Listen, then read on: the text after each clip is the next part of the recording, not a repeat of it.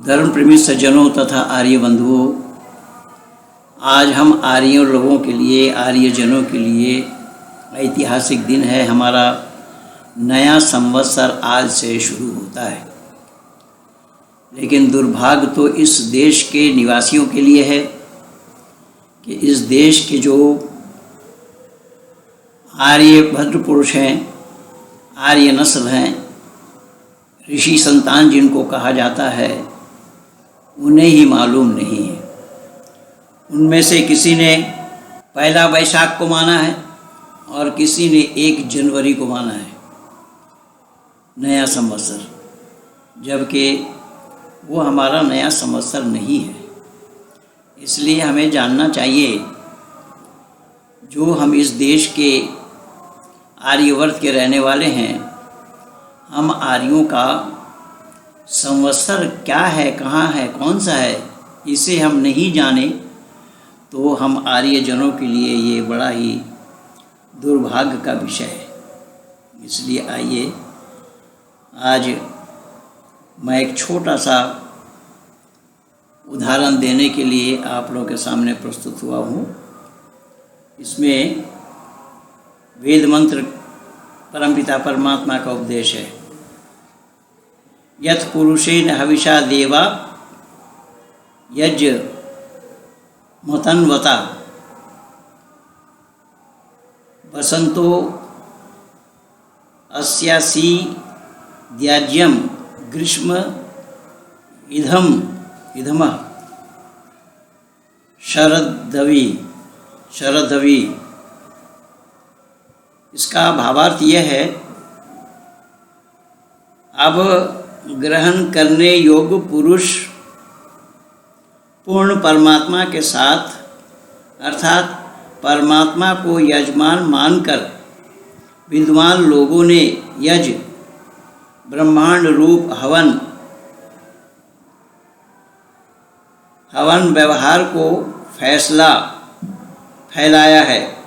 बसंत ऋतु इस यज्ञ का घी है, ग्रीष्म ऋतु ईंधन और शरद ऋतु हवन द्रव्य हुआ है। इसीलिए मैं निवेदन करूंगा कि सभी मित्रों को सपरिवार इस बसंतीय नव संश्रेष्ठी नव वर्ष की शुभकामनाएं, जो हम आर्यों के लिए परम कर्तव्य है। पर दुर्भाग्य तो ये है कि हमने इस सच्चाई को जाना नहीं, इस सच्चाई से कोसों दूर हैं। इस आर्यवर्त में ही, इस मर्यादा पुरुषोत्तम राम के देश में ही देशवासियों ने राम को ही जानने का प्रयास नहीं किया कि राम कौन थे। बंधुओं, मैं निवेदन करूंगा कि मर्यादा पुरुषोत्तम राम 1-2 दिन के लिए नहीं, 14 वर्ष के लिए जंगल गए थे। और मैं आज आप लोगों को ये भी बताऊंगा कि मर्यादा पुरुषोत्तम राम यह शादी भी किए थे। इसीलिए बारात का स्वागत भी जनक ने जाति भेद के अनुसार करवाया। उत्तम, मध्यम, नीच और लघु स्त्री पुरुषों को अपने अपने योग्य स्थान पर बिठाया गया। मैं नहीं कह रहा हूँ, ये कौन कह रहे हैं, ज़रा देख लीजिए।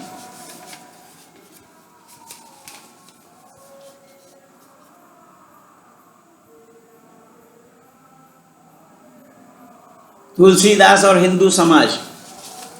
तो जब राम बारात लेकर के गए और उन बारातियों के लिए विशेष स्थान राजा जनक ने इस तरीके से किया। मैं पूछना चाहता हूँ इन हिंदू कहलाने वालों से कि जिस राम को यह लोग ईश्वर मानते हैं, और ईश्वर इसी तुलसी ने ही माना है, और ये तुलसी की है लिखी हुई किताब, जो तुलसी खुद मान रहे हैं, बतला रहे हैं कि राम शादी करने के लिए बारात लेकर के गए और राजा जनक ने उस तरीके से उनकी व्यवस्था की थी। इनके ईश्वर भी शादी करते हैं, सुन लो दुनिया वालों। ये हिंदू जिनको ईश्वर कहते हैं, इनके ईश्वर भी शादी करते हैं और ससुराल में बारात लेकर के जाते हैं। अब इससे अंदाज़ा लगा लीजिए कि धरती पर कौन सा हॉस्पिटल है जिस हॉस्पिटल में, पागलखाने में इनको भेजा जाना संभव होगा। ये बाबा तुलसी ने खुद लिखा है। और राजा जनक कौन थे? कि वही मर्यादा पुरुषोत्तम राम के ससुर थे। जिस मर्यादा पुरुषोत्तम राम को ईश्वर कह रहे हैं, क्या ईश्वर का कोई ससुर होगा? ये कितनी हैरानी की बात है, आश्चर्य की बात है। और माता सीता कौन थी? मर्यादा पुरुषोत्तम राम के अर्धांगिनी थी। मर्यादा पुरुषोत्तम राम के अर्धांगिनी थी तो ईश्वर राम हुए, तो ईश्वर शादी भी करते हैं। केवल इतना ही नहीं, पूरा रामचरितमानस को देखिए और वाल्मीकि रामायण को देखिए, पूरा परिवार का वर्णन किया गया है। तुलसी ने भी की है और वाल्मीकि ने भी किया है, दोनों जगह पा जाएंगे आप। मर्यादा पुरुषोत्तम राम विमाता का आदेश का पालन करने के लिए 14 वर्ष के लिए जंगल गई। आदेश पिता का नहीं था, आदेश विमाता का था। विमाता ने आदेश दिया, पिता को सुनाया कि इनको 14 वर्ष के लिए जंगल भेज दो, मैं अपने बेटे का राज्याभिषेक करना चाहता हूँ। उसमें मर्यादा पुरुषोत्तम राम को भेज दिया गया। कहाँ? राजा दशरथ ये आदेश सुना करके ही मूर्छित हो गए थे। सुनो दुनिया वालों, राजा जनक नहीं, राजा दशरथ ये आदेश सुना करके मूर्छित हो गए थे। 14 वर्ष के लिए जंगल जा रहे हैं और वो राम अकेले नहीं गए, छोटा भाई लक्ष्मण भी साथ गए। इनके ईश्वर के भाई छोटे भी हैं और बीच वाले भी हैं। वो तो ईश्वर बड़े थे, बड़े भाई हैं ईश्वर, और इनके और छोटे भाई भी हैं। अब इससे अंदाज़ा लगा लीजिए ये है लोग किसको ईश्वर कह रहे हैं, किन्हें ईश्वर कह रहे हैं। मैं आ रहा हूँ आहिस्ता आहिस्ता, आज पूरा खुलासा करूँगा। हो सकता है कि कल वाली वीडियो में आप लोग दुखी हुए होंगे, क्योंकि कल मैं बहुत तैश में था, क्योंकि मेरे कान झूठ सुनता नहीं और ज़ुबान झूठ बोलती नहीं। कान से मैं मिथ्या सुन नहीं सकता और ज़ुबान से मैं बोल नहीं सकता। और ये मंत्र मैं ऋषि दयानंद से लिया हूँ, जो आर्य समाज के संस्थापक थे। ऋषि व देव दयानंद दुनिया वालों से कह रहे हैं कि ऐ लोगों, सत्य को बोलना और बुलवाना, असत को छोड़ना और छुड़वाना मैं अवश्य समझता हूँ। मैंने ऋषि दयानंद से ये मंत्र लिया। सत्य कोई अपने आप में बोले बहुत बड़ी बात है बंधुओं, लेकिन औरों से बुलवाना ये बहुत भारी काम है, कठिन काम है। और ऋषि कह रहे हैं कि अपने आप बोलने से बात बनेगी नहीं, औरों से भी बुलवाना पड़ेगा। असत को छोड़ना और छुड़वाना, असत कोई अपने आप में छोड़ दे वो भी बहुत बड़ी बात है, लेकिन अपने आप छोड़ना ही बड़ी बात नहीं हो पाएगी, औरों से भी छोड़वाना पड़ेगा। और मेरा प्रयास भी यही है। आज 38 वर्ष पार करने वाला हूँ मैं, 39 में लगूंगा, कि इतने दिनों से मैं यही काम कर रहा हूँ संपूर्ण विश्व के आंगन में, कि खुद तो हम गलत को छोड़े, खुद तो हम झूठ को छोड़े, औरों से भी छुड़वाने का प्रयास करते हैं। गलत को औरों से छुड़वाने का प्रयास करते हैं।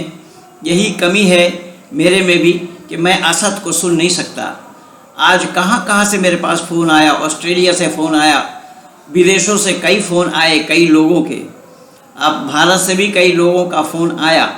सब लोग यही कह रहे हैं कि पंडित जी आपने सत्य का प्रतिपादन किया, लेकिन जो लोग सत्य को जानना नहीं चाहते, सत्य को अपनाना तो दूर की बात, जब जानने का ही प्रयास नहीं करते तो अपनाएंगे कहाँ से। इसीलिए आज ऐसे असत के पक्षधर वालों को मैं ये कहना चाहूँगा कि जिस मर्यादा पुरुषोत्तम राम को आप लोग ईश्वर मान रहे हैं, सच्चाई यही है। देखिए इसीलिए तो हिम्मत जुटा नहीं पाए डिबेट में वो, जबकि उन्होंने उनके चैनल में मैं खुद बोला था, जिस दिन वो ये बोल रहे थे उसी दिन ही मैं 9 मार्च को, उसी दिन ही मैंने विरोध किया था, क्योंकि मेरा कान सुनता नहीं। मैं पहले बोला जब उन्होंने बोला तो फौरन मैं उसका विरोध किया। उन्होंने बोला ठीक है, इस पर चर्चा करेंगे, इस पर चर्चा करेंगे। तो मैं उड़ीसा गया हुआ था, उड़ीसा से आया, तो आने के बाद मैं उनको लिखा, और वो सारा मैं आप लोगों को आज फेसबुक में भी दिया हूँ, कल भी दिया था। मैं उनको लिखा कि आपने चर्चा के लिए बोला था, तो आइए। अब उसमें ही बहानाबाजी और सामने आने की हिम्मत नहीं है। मैं दावा के साथ कह रहा हूँ, जो आएंगे वह मुंह के बल गिरेंगे। वेद के सामने कोई खाता खोल नहीं सकता है। वेद को झुटलाना किसी के बस की बात नहीं है। और ये लोग कहते हैं हम वेद को मानते हैं। अरे वेद को ये मानते होते तो वेद विरुद्ध आचरण करते। ये वेद का मानना हुआ, ये वेद की अवहेलना हुई। ये हिंदू कहलाने वाले वेद को मानते नहीं है। वेद विरुद्ध आचरण इनका है। वेद में मर्यादा पुरुषोत्तम राम का नाम कहीं नहीं आया, और कह रहे कि उपनिषद में आया है। उपनिषद में कैसे आ जाएगा? तो खैर, मैं निवेदन कर रहा हूं कि कौन राम है उसको देखिए। राम का परिचय ले लीजिए पहले। ईश्वर होना संभव है या नहीं तो बाद में विचार करना। मर्यादा पुरुषोत्तम राम 1-2 दिन के लिए नहीं, 14 वर्ष के लिए जंगल जा रहे हैं, प्रस्थान कर रहे हैं अपने पत्नी और छोटे भाई को लेकर के। तो क्या ये ईश्वर का लक्षण है? ये ईश्वर का काम है? अब बाबा तुलसी क्या लिख रहे हैं देखिए। रही बात तुलसी की, तुलसी के विचारधारा की, सो इसके बारे में यदि आज का विचारशील व्यक्ति ये कहें कि तुलसी ने हिंदुओं के अंधविश्वास और कायरपन, दब्बूपन को गुलामी की दास्तान पैदा करने से छुटकारा दिलाने का प्रयास किया था, तो वो भी सत्य नहीं है कि रामचरितमानस को ही लेकर चर्चा करते चले तो सुविधा रहेगी। आत्महीनता की भावना को भक्त कवियों ने विशेष गुण माना है। तुलसीदास ने तो आत्महीन का प्रदर्शन ही किया है, सीमा ही नहीं है उसकी जो 1-2 बता करके सुनाया जाए। उनका हर एक अंग इसका प्रमाण है। ये विनय पत्रिका में तो सिवा इसके और कुछ भी नहीं है। ये बाबा तुलसी की किताब से ही मैं उठा करके दे रहा हूँ। केवल इतना ही नहीं, तुलसी ने जातिवाद को विशेष बढ़ावा देना चाहा। तुलसी ने जातिवाद, ये जो ब्राह्मणवादी है ना, ये इसी तुलसी ने ही तो ये सारा काम किया। क्या ब्राह्मण कौन है वो ही नहीं जान पाए। ब्राह्मण वो है ब्रह्मा जानाति स ब्रह्मणा, जो ब्रह्म को जानता है उसका नाम ब्राह्मण होता है। और ये ब्राह्मण हो करके ब्रह्म को जानते नहीं है, परमात्मा को जानते नहीं है, राम को परमात्मा मान रहे हैं और फिर अपने को ब्राह्मण भी बता रहे हैं। जबकि शास्त्र में आया है ब्रह्म जानाति स ब्रह्मणा, जो ब्रह्म को जानता है वो ब्राह्मण है। अब अचानक इसका कारण ये था कि मुसलमानों के काल तक आते आते हिंदुओं में जाति भावना की बेड़ियां ढीली होने लगी थी। क्योंकि ये जो कल मैं बोला हूँ कि भारत में मुसलमान कोई आसमान से टपके नहीं है, ज़मीन के अंदर से निकले नहीं है, ये हिंदुओं में से ही मुसलमान बने हैं। और मुसलमान बनने का कारण सिर्फ यही तुलसी के जातिवाद को बढ़ावा देने का ही एकमात्र कारण था। अब ये कहते हैं कि ब्राह्मण ऊंचा है, ब्राह्मण बड़ा है, ब्राह्मण सबसे बड़ा है। बंधुओं ज़रा विचारणीय बात ये है, ज़रा आप लोग भी सोच करके देखिएगा। जो अपने को ब्राह्मण कहते हैं और वो कहते हैं कि ब्राह्मण बड़ा है, ब्राह्मण के सामने कोई नहीं टिक सकता, ब्राह्मण तो ब्रह्मा के मुख से पैदा हुआ, जबकि ये शब्द बिल्कुल गलत है। वहाँ शब्द है ब्रह्मानस्य मुखम आसीत। ब्राह्मण समाज के मुख हैं। ब्राह्मण वही है जो दिशा निर्देश करता है, और ये जानते नहीं हैं तो दिशा निर्देश क्या करेंगे। इसीलिए जातिवादी का बढ़ावा ये तुलसी का ही कराया हुआ है, तुलसी का दिया हुआ है। इसीलिए जब आप ब्राह्मण अपने को ऊंचा मानते हैं तो मर्यादा पुरुषोत्तम राम तो क्षत्रिय कुल में जन्मे थे, उस क्षत्रिय को क्यों पूज रहे हैं? तो जो पूजनीय होगा वो बड़ा होगा या पूजने वाला बड़ा होगा? अगर ये पूछा जाए तो क्या जवाब मिलना संभव होगा? इसलिए मैं निवेदन कर रहा हूँ कि ये जातिवाद का बढ़ावा केवल तुलसी ने दिया है, और वो इसलिए कि मुसलमान काल में इसके फलस्वरूप तथाकथित श्रेष्ठतम जाति ब्राह्मण बताया है। जो इसका ये घटना लगी है, ये मुफ्तखोरों की ही एक जाति है जिसको ब्राह्मण बताया गया। मैंने एकमात्र काम दूसरे की कमाई पर बढ़िया से बढ़िया खाना और उच्चता के नशे में मस्त घूमते रहना था। अपना धंधा बनाए रखने के लिए ज़रूरी था कि लोगों की भावनाएं उभर कर फिर से उन्हें जातिवाद की संकीर्णता में जकड़ा जाता।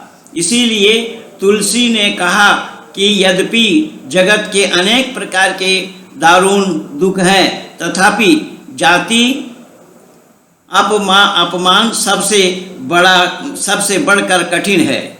यद्यपि जग दारुण दुख माना, सब ते कठिन जाति अपमाना। अब इससे ये अंदाजा लगाइए कि इस हिंदू जाति का कितना सर्वनाश किया है। आज जो ये जातिवाद के इसमें जो लोग जुटे हुए हैं, वो इसका मूल कारण ये तुलसी है। इस तुलसी ने ही भारतवर्ष के लोगों को तबाह और बर्बाद किया है। ये इसके चौपाई से ही मैं बोला, चौपाई में उसने ये लिखा है, यद्यपि जग दारुण दुख नाना, सबसे कठिन जाति अपमाना। अब देखिए, जाति अपमान को सबसे कठिन बोल रहा है। इसीलिए बारात का स्वागत भी जनक के जाति भेद के अनुसार करवाया था। अब देखिए, जनक कौन था? राम जी के ससुर। अब राम जी के ससुर, इसका मतलब ये हुआ जो राम ईश्वर है उसके ससुर होंगे कोई। अरे यार, क्यों खामखाई नाटक कर रहे हो? ब्राह्मण बन करके नाटक क्यों कर रहे हो जब ब्रह्म को जानते नहीं हो? ये ब्राह्मण बनने का नाटक क्यों कर रहे हो? इसीलिए तो मैं कल बोला था, ये पोंगा पंडित है, ये पोप है। ऋषि दयानंद ने तो उनको पोप कहा है। अब ये राजा जनक ने भी उसी जातिवाद के आधार पर, जातिवाद के अनुसार सबके अलग अलग, जब मर्यादा पुरुषोत्तम राम जहां पर बारात लेकर के गए, उनके आधार पर उनको सब राजा जनक ने उसी तरीके से सब सर्कल बना करके दिया कि उत्तम, मध्यम, नीच और लघु स्त्री पुरुषों को भी अपने अपने योग्य स्थान पर बिठाया गया। उत्तम, मध्यम, नीच, लघु, निज निज चल अनुहारी, ये बाबा तुलसी लिख रहे हैं। इस तरीके से मैं निवेदन कर रहा हूं कि जो लोग मर्यादा पुरुषोत्तम राम को ईश्वर मान रहे हैं, मैं जो प्रमाण दे रहा हूं, ये प्रमाण का जवाब अगर इन लोगों के पास है, मैं तो स्वागत कर रहा हूं। मैं तो डिबेट के लिए बुलाया था, उन्हें भी बुलाया था जो डिबेट के लिए सामने आने नहीं पाए और उसे कन्नी काटने के लिए इधर उधर की बातें करने लगे। कहीं गीता की बोलने लगे, कहीं उपनिषद की बोलने लगे, तो कहीं कुछ की बोलने लगे, कहीं कुछ की बोलने लगे। जबकि उपनिषद में मर्यादा पुरुषोत्तम राम को कहीं पर भी ईश्वर नहीं माना गया।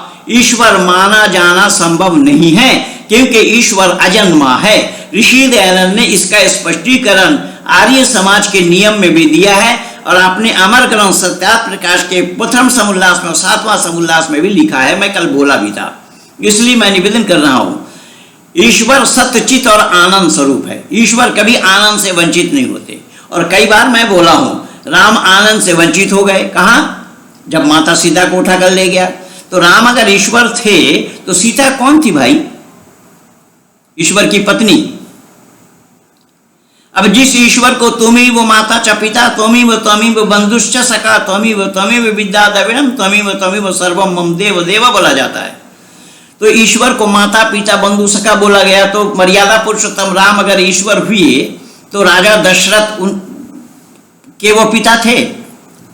पिता राजा दशरथ थे या राम दशरथ के पिता थे? राम दशरथ ने कभी ईश्वर को पुकारा नहीं। ईश्वर को पुकारा तो पिता कह के ही पुकारा। तो क्या राम का पिता होना संभव होगा? और माता सीता ने क्या कह के पुकारी? जैसा पुरुषों को अधिकार है उपासना करने की, माता सीता भी उपासना करती हो। और वही बाबा तुलसी खुद लिखा है, इसी में ही लिखा है, इसी में ही खुद लिखा है तुलसी ने। वहां दोनों भाई को संध्या करते दिखाया और माता सीता के साथ भी संध्या करते दिखाया। तो संध्या किसकी करते थे राम? किसकी संध्या करते थे? किसकी उपासना करते थे? राम के आराध्य देव कौन था? ये राम को आराध्य देव माने बैठे हैं, राम को ईश्वर माने बैठे हैं, और ये कह रहे हैं कि वेद हमारा है। अरे वेद तुम्हारा होता तो तुम वेद पर आचरण करते ना। वेद विरुद्ध कार्य करके भी तुम वेद तुम्हारा है, वेद विरुद्ध आचरण करके। अब चाहे राम के, कल मैं बोला भी कि राम को जब माता पिता बंधु सखा ईश्वर के लिए कहते हैं तो राम में केवल पिता का गुण है या माता का गुण भी है? माता का गुण राम में होना संभव है या माता के रूप में राम को देखा जाना संभव है? ये सब कोरा झूठ है। ये झूठे लोग हैं, ये बकवासबाजी करते हैं, इनके पास सच्चाई नहीं है। सच्चाई से ये कोसों दूर हैं। वीडियो ज़्यादा लंबा ना हो जाए इसलिए मैं बहुत शॉर्ट कर रहा हूँ कि सच्चाई, अगर ये सच्चाई को जानते तो सामने आकर के डिबेट करते, इसका समाधान बनाते, जनमानस में एक संदेश देते, जनमानस को सत्य के साथ रूबरू करवाते और जनमानस के सामने इन सच्चाई को उजागर करते। लेकिन उजागर करना तो दूर की बात, खुद अंधकार में ही विचरण कर रहे हैं। और हठीता देखिए, हठीता, दुराग्रह देखिए, दुराग्रह। मुझे बोला तेरे ऊपर 420 का केस लगाएंगे, और भी बहुत सारा आरोप लगाया मेरे ऊपर। वो बहुत धमकी दिया, मुझे धमकी दिया और बोला तेरा समय आ गया है। वो तो सारा मैं दिखाया हूं आप लोगों को, क्या क्या लिखा है वो। अब ये खुद शालीनता को छोड़ गए और मुझे कह रहे हैं कि आप शालीनता अपना नहीं रहे। जब उसने तू तड़ाके से बात लिखी तब मैंने उसको तू तड़ाके से जवाब दिया, क्योंकि मैं ऋषि दयानंद का अनुयायी हूं। सबके साथ प्रीति पूर्वक धर्म अनुसार यथा योग बरतने वालों में से हूं। ये ऋषि दयानंद ने आर्य समाज के 7वां नियम में लिखा है।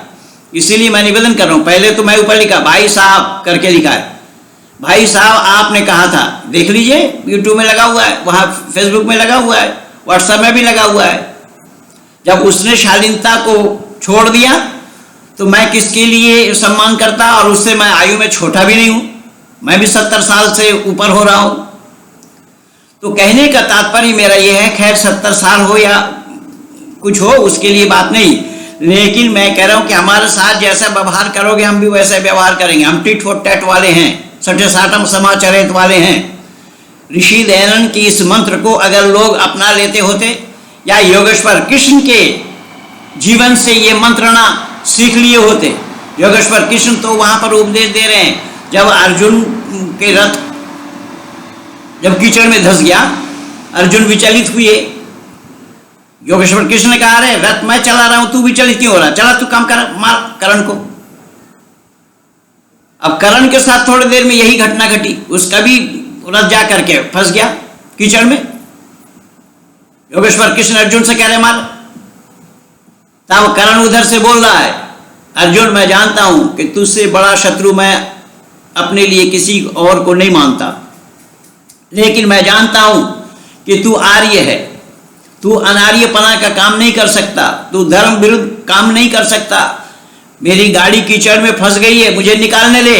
योगेश्वर कृष्ण उपदेश दे रहे हैं अर्जुन को, अर्जुन इसके बहकावे में मत आना, आज इसको धर्म याद आ रहा है। उस समय इसका धर्म कहां चला गया था? जब भरी सभा में द्रौपदी का अपमान किया जा रहा था, उस समय उसका धर्म कहां था?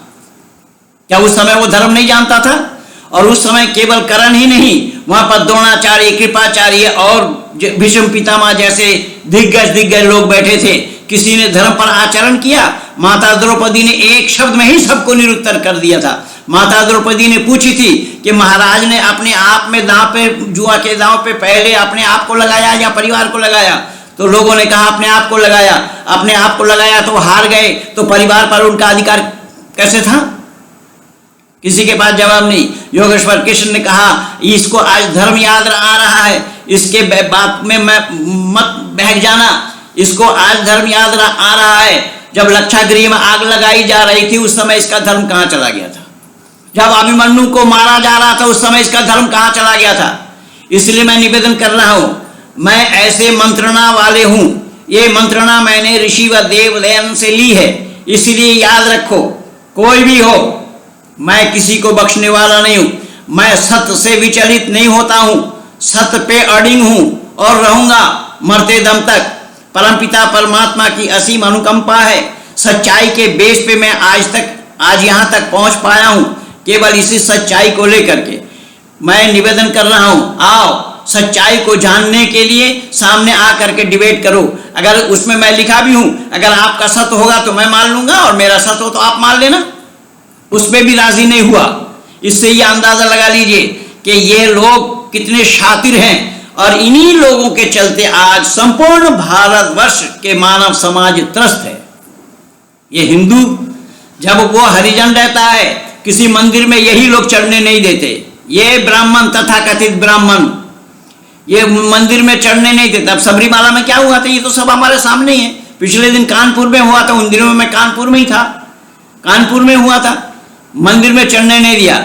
और जब वो हरिजन मुसलमान बन करके दाढ़ी ले करके इनके सामने से गुजरता है, और यही हिंदू, यही ब्राह्मण, ये उनको चाचा कहकर अपने पास बिठाता है, अपने खाट पे बिठाता है। ये हिंदू, इसी का नाम हिंदू है। और ये ब्राह्मण अपने को बतलाते हैं, ऐसे ही ब्राह्मण लोग हैं। इसीलिए मैं निवेदन कर रहा हूं कि इन्होंने सर्वनाश किया है सत्य सनातन वैदिक धर्म का। सत्य सनातन वैदिक धर्म की रक्षा के लिए हमें एकजुटता दिखानी होगी, आना पड़ेगा सत्य के पास, सत्य के नजदीक। और वो सच्चाई केवल और केवल ऋषिवर देव दयानंद के मंत्र से ही लिया जाना संभव होगा। ऋषिवर देव दयानंद के सत्यार्थ प्रकाश से ही मिलना संभव होगा, ऋग्वेद आदि भाष्य भूमिका से मिलना संभव होगा। मैं विशेष करके आज दो किताब का नाम ले रहा हूं, एक सत्यार्थ प्रकाश और दूसरा ऋग्वेद आदि भाष्य भूमिका। इन दो किताब को मानव कहलाने वालों को पढ़ना चाहिए। अगर इन दो किताब को पढ़ जाएंगे तो सच क्या है, कहाँ है, किसके पास है, ये जान जाएंगे। लेकिन तथाकथित हिंदू जिनका नाम पढ़ा है, तथाकथित हिंदू जिनका नाम पढ़ा है, ये सच्चाई से कोसों दूर हैं। ये सच्चाई के नजदीक आना नहीं चाहा, सच्चाई के नजदीक आना नहीं चाहा, और ना आ सकते हैं। और आर्य समाज को कोसते हैं कि आर्य समाजी ने ये किया, ये किया, ये किया, ये किया। अरे आर्य समाजियों ने तो इन हिंदुओं को बचाया। आर्य समाज अगर ना बनाए होते ऋषि दयानंद, आर्य समाज से लोगों को ना जुड़े होते ऋषि दयानंद, तो आज हिंदुओं को मोमबत्ती जलाकर ढूंढना पड़ता। याद रखो पंडित कहलाने वालों, ब्राह्मण कहलाने वालों, याद रखो कि इसी हिंदुत्व की रक्षा ऋषिवर देव दयानंद के संगठन ने ही हिंदुत्व की रक्षा की है। आज संपूर्ण विश्व के आंगन में अगर कोई हिंदू कहलाता है, उसका रक्षक ही ऋषिवर देव दयानंद है। लेकिन दयानंद को तो इन्होंने बाईपास किया है, और जो मरते दम तक गोमांस खाते रहे, मूर्ति पूजा करते रहे, वेद को जानते नहीं है। अब जब ये कह रहे हैं कि हम प्रस्थानत्रयी को मानते हैं, वेदांत, उपनिषद और गीता। अच्छा, वेदांत इसका मतलब वेद से अलग है, और वेद से अलग है वो विवेकानंद वाला लिया है ना वेदांत। इसीलिए विवेकानंद का जो वेदांत है वो वेद से अलग है, वो उसकी निजी अपने विचार है वेदांत। लेकिन वेदांत हमारा एक दर्शन है, षट दर्शनों में वेदांत एक दर्शन का नाम है। लेकिन उस दर्शन को नहीं लिया, ये उससे अलग मानते हैं। इसीलिए तो विवेकानंद को भी बोलना पड़ा, प्रत्येक आत्मा अव्यक्त ब्रह्म है, जो कि वेद विरुद्ध है। इसीलिए मैं निवेदन कर रहा हूं, केवल इतना नहीं, अरे विवेकानंद ने तो उन अंग्रेजों के किए हुए वेद भाषा का समर्थन किया। एक दो प्रमाण भरा पड़ा है विवेकानंद के पुस्तक से ही, आप लोग देख सकते हैं। तो खैर, मैं ज्यादा आप लोगों के सामने आप लोगों का समय लेना नहीं चाहता। मैं आज एक ऐतिहासिक दिन होने के कारण, आज हमारा प्रथम वर्ष है, यानी वर्ष का प्रथम दिन है। संवत्सर हम जिनको बोलते हैं, उसी से ताल्लुक हमारा है, हम जुड़े हुए हैं। इसीलिए मैं आप लोगों को याद दिलाते हुए इतनी सी बातें मैंने कही। और जो कल की घटना थी उसे तो आप लोगों ने देखा और सुना है। मैं असत को कभी भी सत्य स्वीकार नहीं करता, और सत्य कभी असत के साथ समझौता भी नहीं करता। इसीलिए मैं समझौतावादी नहीं हूं। ऋषि दयानंद भी समझौतावादी नहीं थे। ऋषि दयानंद सत्य को लेकर असत के साथ समझौता करते क्या? यह संभव है क्या? अब ये हिंदू जो कह रहे हैं हम वेद को मानते हैं, ये सरासर झूठ है, गलत है। इसका मैं बहुत सारा प्रमाण दिया हूं। हिंदू वेद विरुद्ध आचरण करने के बाद भी वेद का मानना होगा या वेद की अवहेलना होगी। और ये अवहेलना करते, वेद में मूर्ति पूजा नहीं है।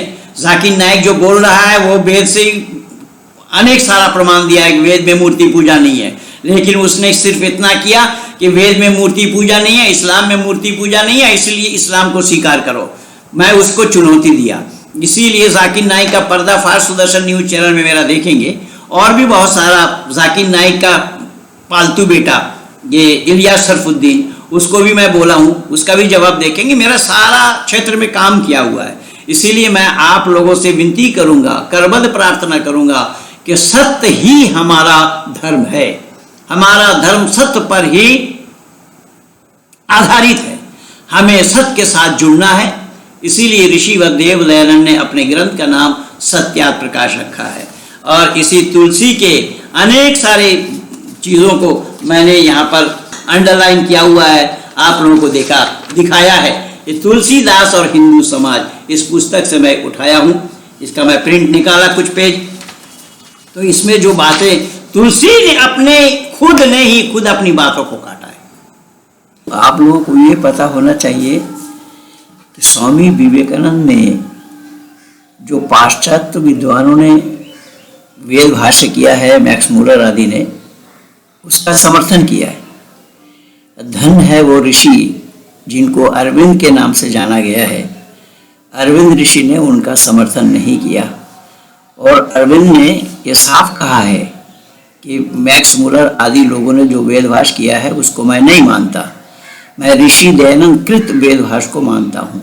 उनको न मानने का कारण कि वो लोग दुनियादार थे। दुनियादारी के हिसाब से उन्होंने वेद का अर्थ को अनर्थ किया है। जैसे संदव के माने है नमक और संदव के माने है घोड़ा, तो भोजन करते समय नमक को ले जाना और गमन करते समय घोड़ा को ले जाना ये युक्ति युक्त है, बुद्धिमानी है।